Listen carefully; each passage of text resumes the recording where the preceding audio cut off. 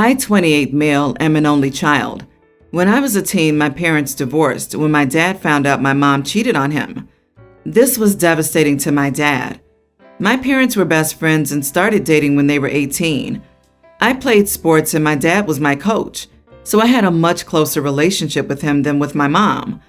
I was supposed to spend 1 week at my mom's, then the next week at my dad's, but I would usually lock myself in my room at my mom's.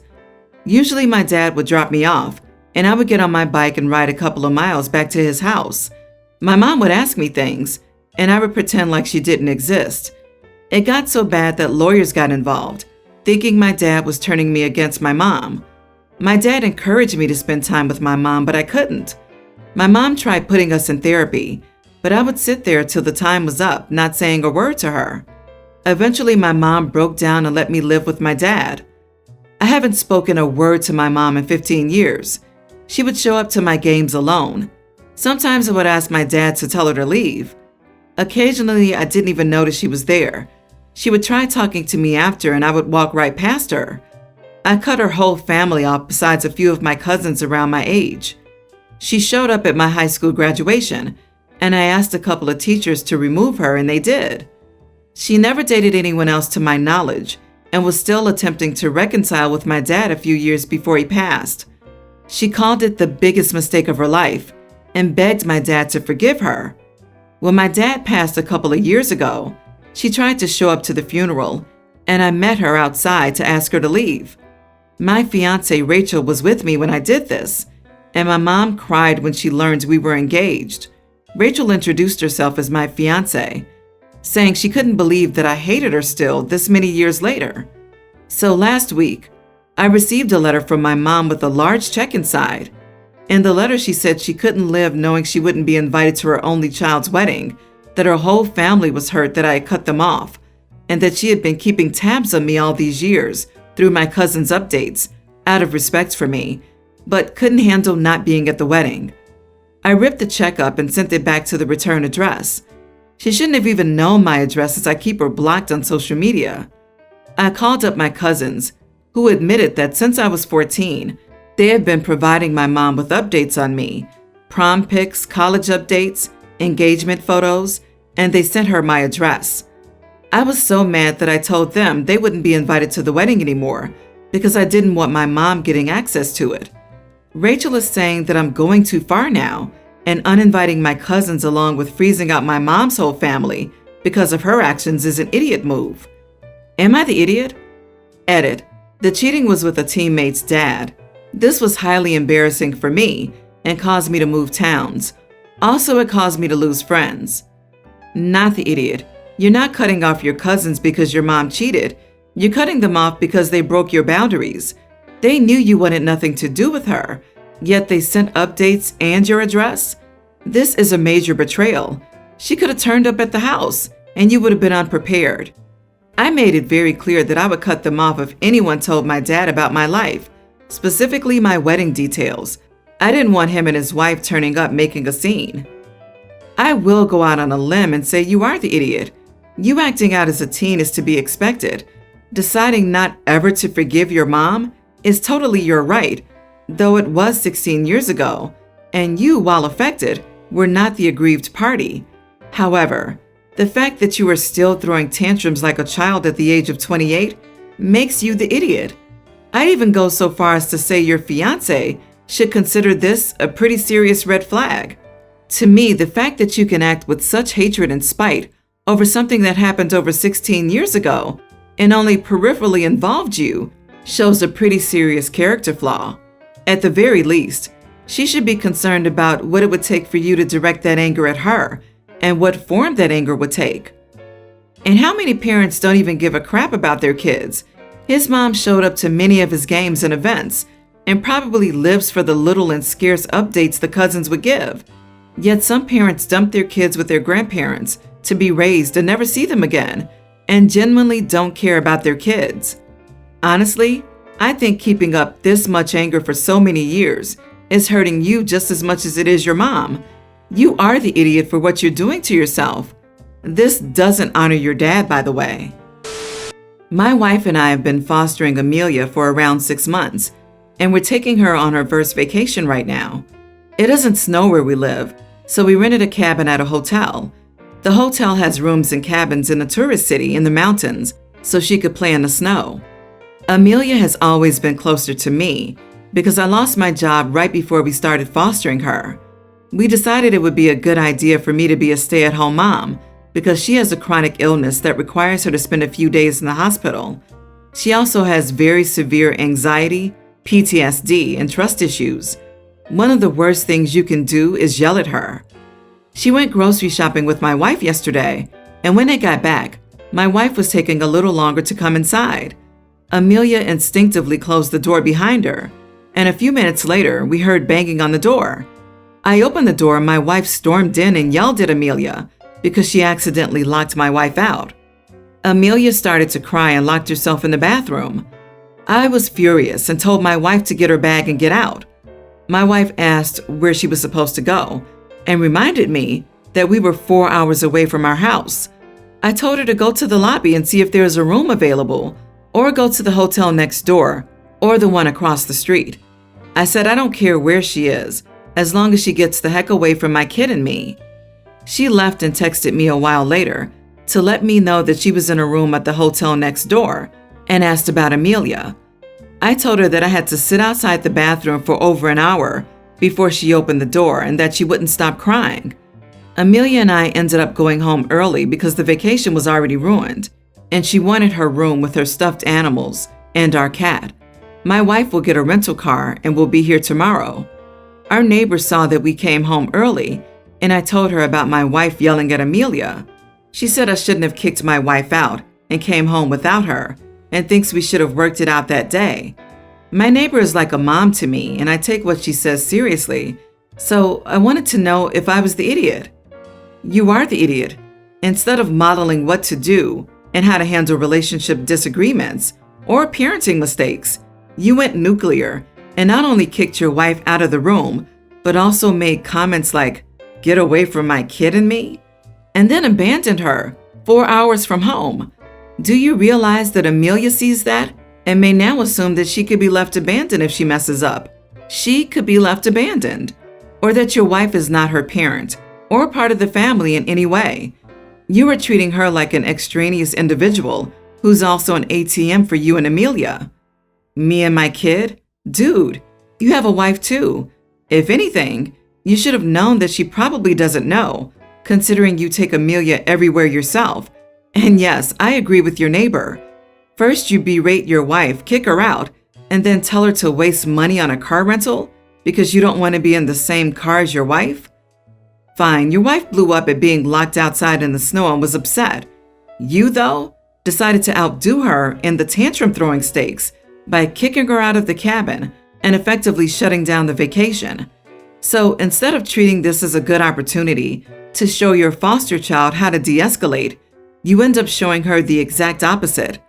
Poor kid was probably beside herself, thinking that she was the cause of you kicking your wife out and ruining the vacation. My 20 female, sister 18, has quite severe epilepsy.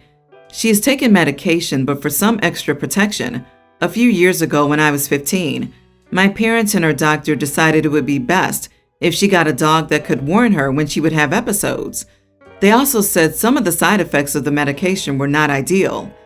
I, however, am severely allergic to dogs. Most dogs I cannot be around. However, my grandmother had a purebred poodle that I have never had any reaction to, so I asked that the dog they get be a poodle so that I can live in the house without being miserable. They did look into it, but they found no groups near us that bred purebred poodles for service work, so they got a golden doodle. That's 25% poodle and 75% golden retriever. My father was against the dog and wanted to at least wait until I had gone to college, but my mother and the doctor insisted, so we got the dog.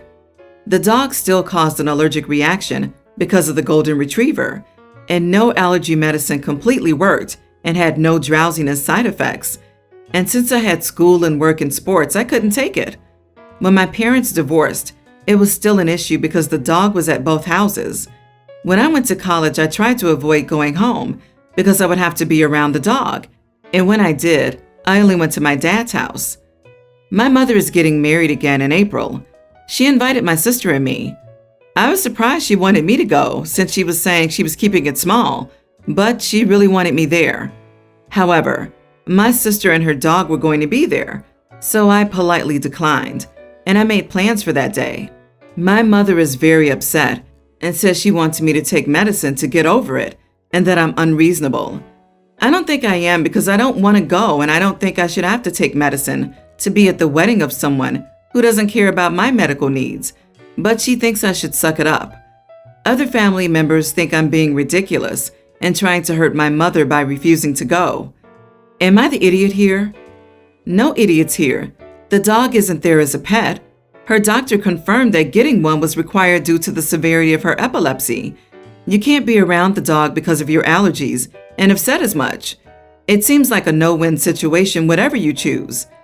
The only way you may be the idiot is to take medication that would help for a couple of hours and choose not to out of principle rather than an issue with side effects or similar. You are the idiot. This isn't about the dog. You lived with the dog for more than 3 years without more than mild discomfort. If I'm wrong, feel free to correct me, but I'm sure that if you were hospitalized or given an EpiPen for the dog allergy, you would have said so instead of just being given over-the-counter antihistamines. Your allergy is not that severe, and you're taking a stand because you feel you should be catered to and not your sister. Look, you don't have to go to the stupid wedding if you don't want to, but at least be honest with yourself, if no one else, about why that is. My daughter Avery, 24, and her husband Tom, 29, are expecting their first baby together. They're both very excited and have been getting so many things done in a short time. Because they've been busy lately, we haven't seen them in 2 months. Yesterday, they visited me at the house to talk about the baby mostly. Tom asked me if I had emptied out one of the rooms to turn it into a nursery yet. I was confused by his question and asked him why. He said that he expected me to. I asked, why again? He looked at me and said that every decent grandmother prepares a nursery at her home, specifically to welcome her grandson as a new member of the extended family. Then went on to give examples of how common this tradition is. I don't know why, but his words irked me. I asked why he couldn't have his mom prepare one for her grandson, since this is her grandson too. He laughed and said that his mom had already prepared one that she paid for herself. I have to mention that Tom's family is well off. Unlike us, we don't have an available room or money to afford a whole nursery. Yet Tom insisted it's necessary and that I make efforts to make sure my grandson gets everything he needs whenever they visit. I looked at my daughter, wondering if she agreed with this, and by the looks of it, she did. I told Tom that I didn't have the space or money to make this happen, but he argued that not making this happen will affect how many visits I get compared to his mom, who's fully prepared and considerate of her grandbaby's needs. Avery finally spoke up, but told me to please move my teen son in with his younger brother. I said no. The boys are old enough to get their own room. But Tom pitched in, saying boys can share a room since they're boys. But I wasn't convinced. I was upset they came up with this suggestion. Avery didn't like that and took it as an I don't care about her baby and don't want anything to do for him. But that is just not true. The conversation turned into an argument, and they left minutes later. Avery must have called my husband because he yelled at me when he came home, saying this was no way to treat my daughter and our grandchild. I told him the story. He accused me of favoring the boys over Avery like I always do, but this time I just don't think her request was in any way reasonable. Am I the idiot here? What? Not the idiot, OP. They want your children who live there all the time to be forced to share a room so that your grandchild, who will occasionally visit, can have its own nursery in your home? Have they lost their minds? What a completely inappropriate thing to ask of your parents. It's totally normal for a grandparent to keep some toys and possibly a pop-up crib in their home for occasional visits. This is not normal or acceptable behavior. As a new parent, I don't get it. When my baby was new, we brought everything we needed over. Eventually, the grandparents started storing and buying things. I bought a tin of formula and some bibs and dishes.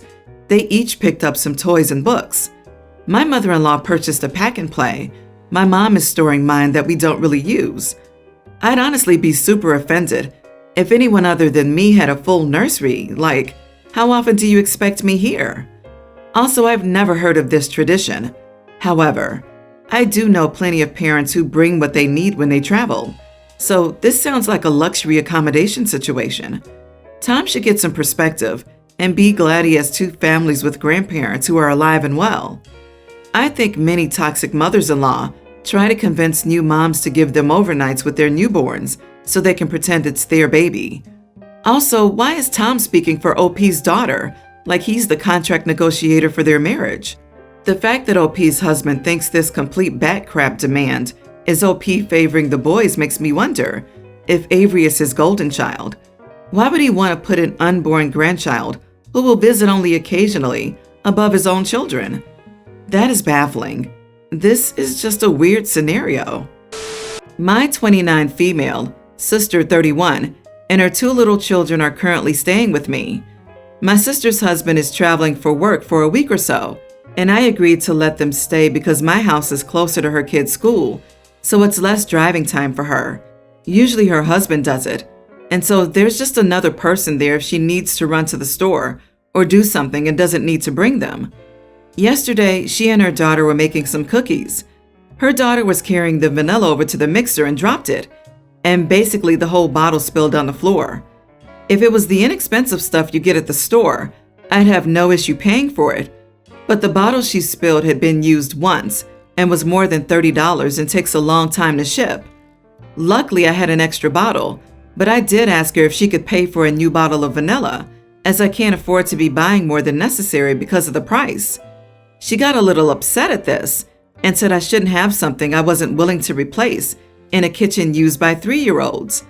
I explained that I had no reason to think that the kids would be using it, and if she had warned me, I would have put it somewhere else. She still thinks I'm being unreasonable and says that she can't afford $30 of vanilla either, so I'm wondering if I should just not say anything else and I was being unreasonable, or if I'm in the clear here. Am I the idiot for wanting her to buy me a new bottle of vanilla? Not the idiot. Vanilla is not cheap. If my kid spills, breaks, wastes anything of another, I always buy a replacement. Heck, my kid broke a nightlight at a family member's home.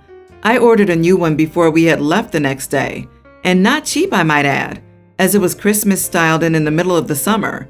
As a proper parent, you replace what your child has broken or ruined, etc., or at least offer. You are the idiot. You've got kids in the house that you agreed to have. Kids do silly stuff. Is your house completely childproof? If one of those kids gets electrocuted or hurts themselves on a sharp edge, would you pay for any hospital bills? It's $30. Grow up. Deal with it and enjoy your nieces and nephews. You could have easily made it a teaching moment in being careful with expensive things, or better yet, ask them not to use the expensive stuff. Not the idiot. You are already doing them a favor by letting them stay with you. That and her kids are her responsibility. She should have immediately offered to replace what was spilled. The disturbing part is, instead of taking any responsibility, she tried to turn it around and make it your fault. This says nothing good about your sister's character. This also means that this should be the last time she stays over.